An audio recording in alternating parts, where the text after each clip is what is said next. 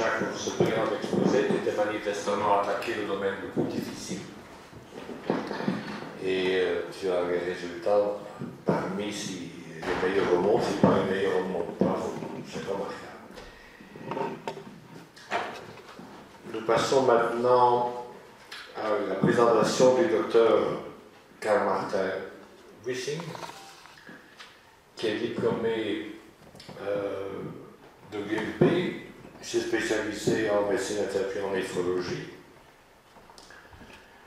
Il possède aussi un doctorat en sciences médicales, il maîtrise en épidémiologie. Donc néphrologue d'abord à Erasme, maintenant il est à la VUB, où il est chef du service de néphrologie et professeur de néphrologie. Alors, il a réalisé de nombreuses études épidémiologiques et cliniques dans le domaine de la transplantation rénale, en particulier complications métaboliques et cardiovasculaires des patients transplantés. Alors, dans les exposés précédents, on a présenté une vue assez optimiste. Il faut peut-être aussi être réaliste et considérer les ennuis que ces patients peuvent développer. Monsieur Wissing, vous avez la parole. Monsieur le Président, Monsieur le Secrétaire perpétuel, chers collègues, oui, je suis, après plusieurs exposés impressionnants de défis chirurgicaux, je parlerai d'un sujet a priori beaucoup moins excitant, mais qui reflète aussi en fait l'activité et les priorités de l'activité de beaucoup de néphrologues de transplantation aujourd'hui. Je vais aussi profiter de cet exposé pour mettre en perspective en fait, les évolutions récentes de la transplantation et les contributions des différents centres belges à ces progrès. Donc, voilà. Tout d'abord, la transplantation, qui il y a un demi-siècle était vraiment une technique exceptionnelle, mais compliquée par une proportion très élevée de patients avec des échecs précoces, a fait des progrès remarquables. Ceci, c'est une analyse d'un gros registre du CTS international fait par nos collègues de la CAI Leuven, qui montre au cours des différentes périodes la survie, ici censurée pour le décès du patient après greffe rénale, s'est considérablement améliorée et qui est ici à 5 ans supérieure à 80%. Et ça reflète en fait notre expérience à nous. Dans mon centre, l'UZ Leuven, pour les greffés depuis 2000, on a une survie censurée pour le décès, donc ça c'est des pertes de greffe par retour en dialyse de 90% et une survie globale, donc tenant compte du décès du patient et de l'échec par retour en dialyse de 80%, et ça reste très élevé pendant longtemps, jusqu'à 10 ans. Donc beaucoup de ces patients survivent très longtemps avec un greffon fonctionnel. Ces succès ont complètement changé les indications de la transplantation, et ce n'est pas seulement le cas pour la greffe rénale, avec une augmentation continue de l'âge de nos receveurs, avec maintenant, comme Luc Colombi l'a mentionné, une médiane d'âge de 55 ans. Et en tout cas, dans notre centre, nous avons à peu près un quart des patients qui sont transplantés à plus de 65 ans. Les défis de la transplantation des sujets âgés sont différents de celles des patients plus jeunes. Ici, c'est une étude que nous avons réalisée sur la base de données des transplantés de l'hôpital Erasme, en stratifiant les patients selon cette médiane, plus de 55, moins de 55 ans, en tenant compte des rejets, pas de rejets complètement réversibles, partiellement réversibles, donc avec perte de fonction et irréversible.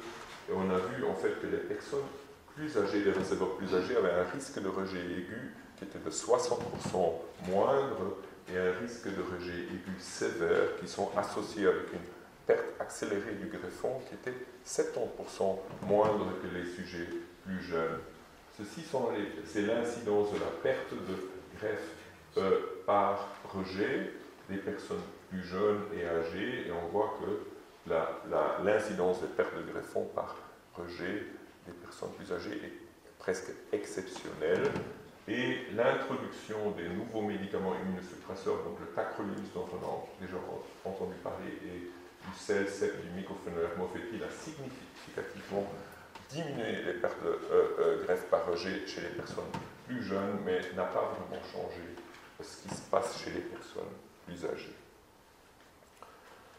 Donc, dans cette population, qui est aussi à risque de complications cardiovasculaires, c'est la mortalité qui est la principale cause d'échec de la greffe. Et ceci sont des données de l'USRDS, c'est le grand registre américain. Après transplantation, les grandes causes de décès sont les complications cardiovasculaires, la mort subite, les infections et les cancers.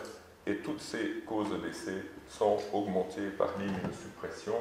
Donc, cancer et infection, c'est par l'effet immunosuppresseur, et les causes cardiovasculaires par les effets secondaires métaboliques du traitement immunosuppresseur. On sait aussi que la mortalité des patients transplantés est spectaculairement améliorée par rapport à la dialyse, mais elle reste environ 2 fois supérieure par rapport à des personnes non immunosupprimées de même âge et de même fonction rénale.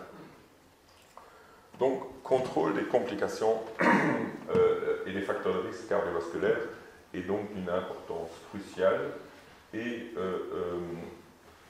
c'est pour ça qu'au cours des 20 dernières années, on attache une importance de plus en plus importante au diabète post-transplantation. Est-ce que la transplantation est associée avec une augmentation du risque de diabète? Oui, ici de nouveau une analyse d'une cohorte très importante du registre américain qui ont étudié en fait l'incidence de diabète avant la greffe et puis après la transplantation. Et on voit qu'au cours des premiers mois après la transplantation, il y a une augmentation de l'incidence qui est à peu près 2 fois plus importante chez les patients qui reçoivent tacrolimus et par rapport à la cyclosporine, avec une augmentation chez environ 18% des patients sous tacrolimus et 8% sous cyclosporine, au-dessus du risque de base des personnes dialysées. Ça a l'air d'un problème banal quand on tient compte de ce que c'est la transplantation, mais c'est une complication importante. Ici, c'est la grosse cohorte de la Mayo Clinic qui a été publiée, qui montre qu'en fait, la glycémie à jeun à 1 an est vraiment corrélée de manière quasi linéaire avec le risque de développer une complication cardiovasculaire dans les 5 ans après la greffe. Et on voit cet effet déjà très nettement pour des patients qui ont une perturbation de la glycémie à jeun, donc un état prédiabétique.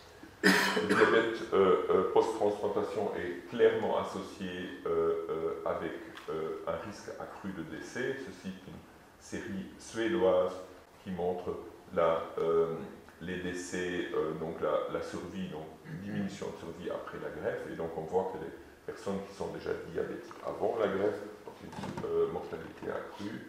Pas de diabète avant, survie beaucoup meilleure.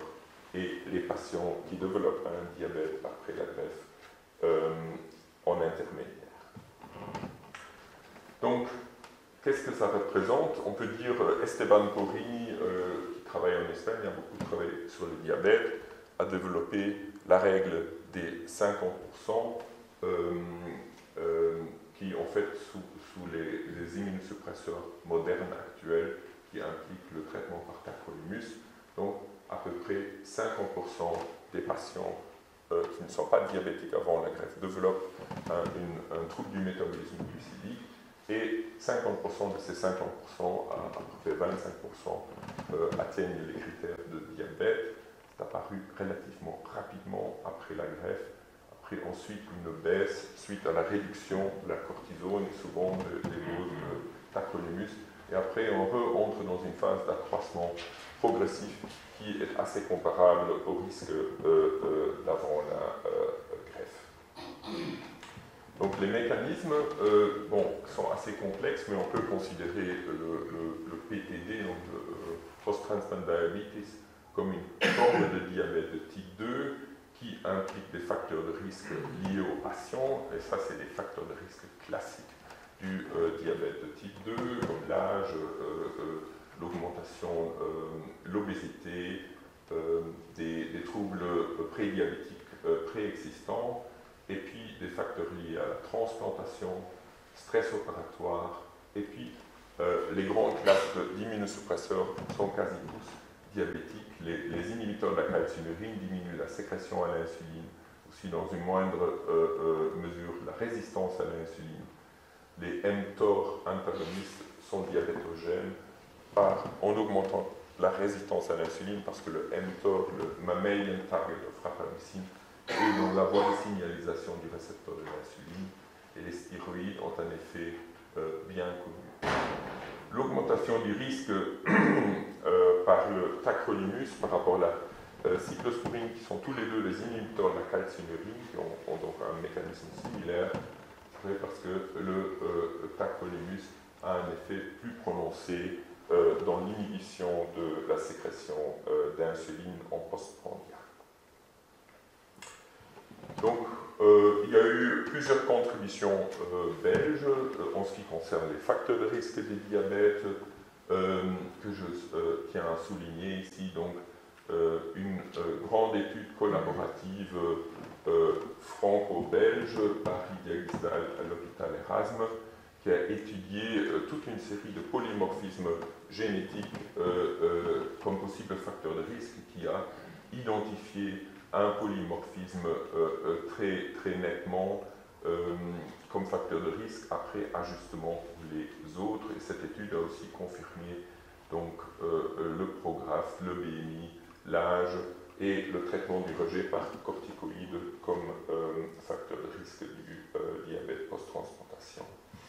Une étude intéressante menée par nos collègues de Gand sur leur registre a identifié en fait l'hypomagnésémie comme un facteur de risque pour le diabète, avec une diminution du risque de diabète d'environ 30% pour chaque augmentation de 0,1 mg par décilitre. C'est un facteur de risque intéressant parce que potentiellement corrigé. Maintenant, je passe à la prévention. Donc, il n'y a pas beaucoup de stratégies développées. Une approche originale, c'était par des collègues de Vienne qui ont mené une petite étude interventionnelle sous l'hypothèse qu'une correction agressive des hyperglycémies dans la phase post-transplantation immédiate puisse protéger le pancréas. Donc, ils ont randomisé leurs patients en un bras interventionnel avec des traitements par insuline dès que des glycémies postprandiales passées au-dessus de 140, et puis par des insulines à longue durée d'action administrées le matin, et un protocole de gestion plus classique qui traînait les hyperglycémies plus sévères.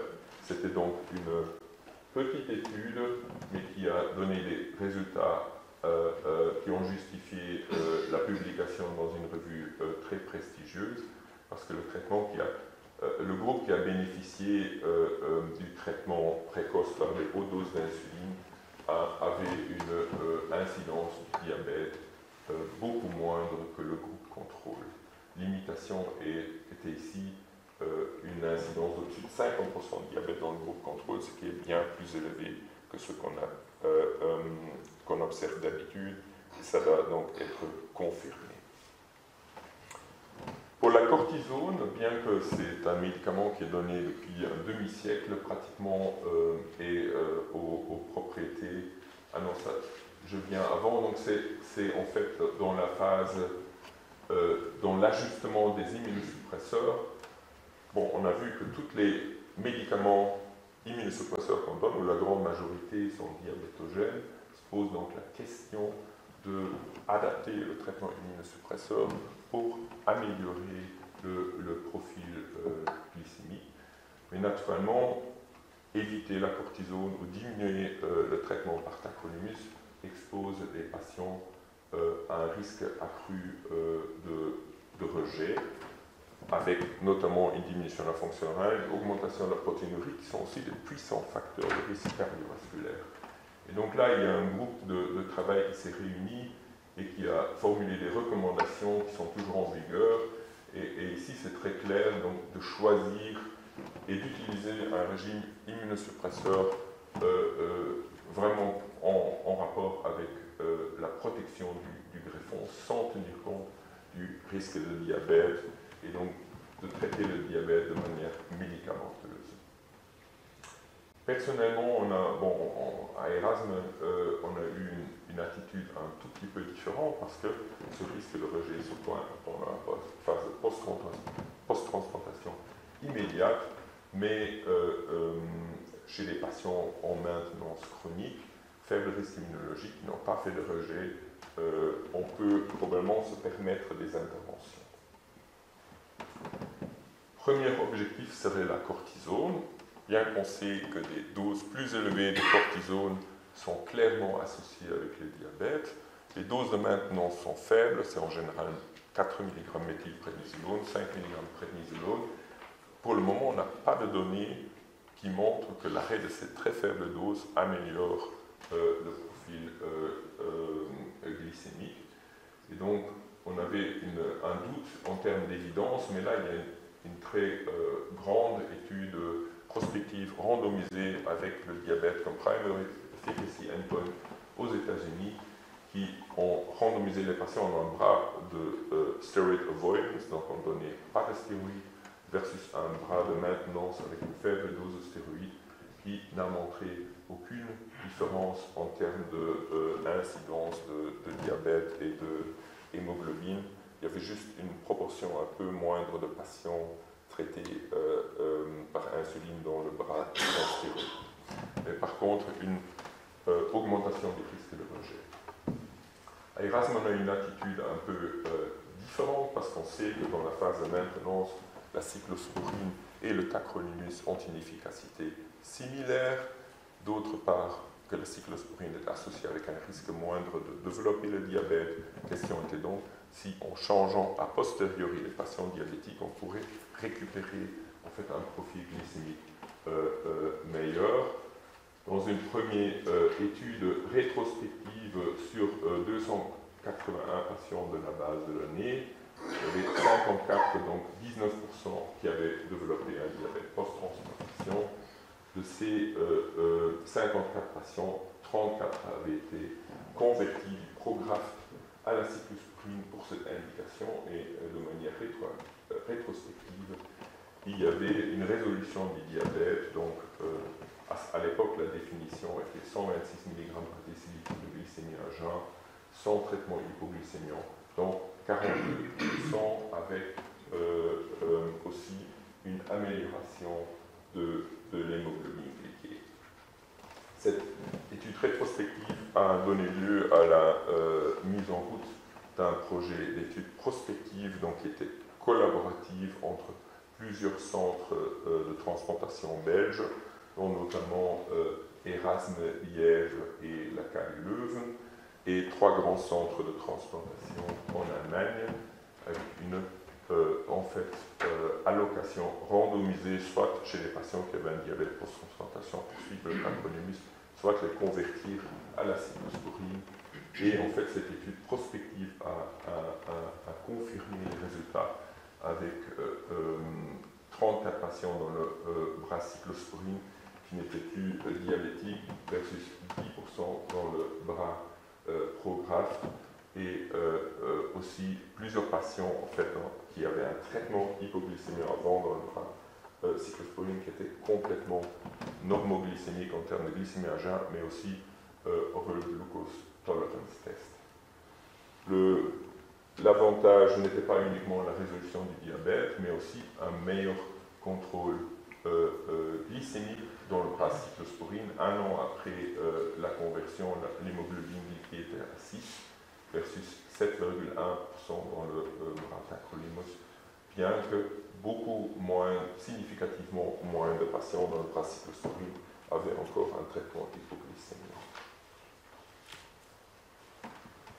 La sécurité, donc safety de cette intervention était correcte parce qu'on a eu 2 épisodes de rejet relativement bénins dans chaque bras et aussi en termes de décès patients, c'était équivalent et il n'y avait pas de différence en termes de fonction rénale entre les 2 bras 1 an après l'induction.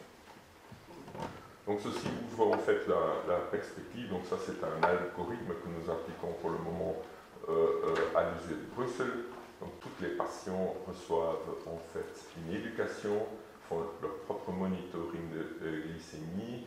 En cas d'anomalie du glucose postprandial, on traite par insuline lente. Donc au cours des 3 premiers mois, traitement immunosuppression standard, il y a une biopsie protocolaire à 3 mois. Chez les patients qui ont une bonne fonction rénale, une biopsie protocolaire normale, pas de rejet, pas de protéinurie, on les considère à faible risque immunologique. Chez ces patients-là, ils continuent à avoir un diabète, surtout avec un mauvais contrôle, on les considère pour une conversion du Prograf, qui est notre premier immunosuppresseur de première ligne à la cyclosporine. Donc ça c'est le régime immunosuppresseur ancien. Le futur, je pense qu'on va aussi en parler lors de la prochaine présentation, c'est les nouveaux agents immunosuppresseurs. Nous parlons ici toujours d'inhibiteurs de calcinurine que nous utilisons maintenant depuis un quart de siècle et de corticostéroïdes. L'introduction de nouveaux agents biologiques comme le bêta-tacète, c'est des agents qui n'ont pas d'effet secondaire métabolique. Et donc ici, Yves Rentergem a publié en fait en 2012 les résultats des études BENEFIT, donc qui utilisaient le bêta-tacète à la place de la cyclosporine. Et bien que la cyclosporine soit moins diabétogène que le tacrolimus, ici il y avait quand même une diminution encore marquée d'environ moitié du risque de diabète à un niveau vraiment très faible chez les patients qui avaient reçu un traitement au bêta-tacète. Donc pour conclure, le diabète post-translational est une forme de diabète de type 2 accéléré par les médicaments immunosuppresseurs et le stress opératoire chez les patients prédisposés.